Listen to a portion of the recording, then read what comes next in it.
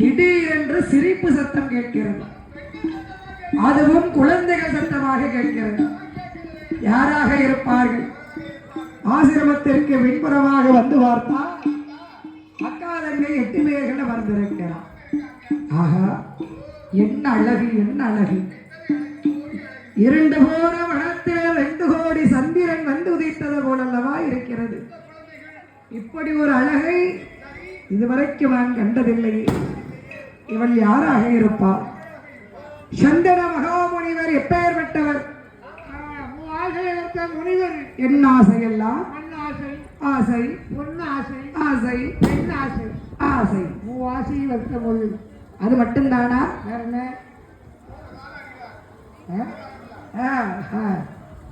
கடந்த காலம் ஏன்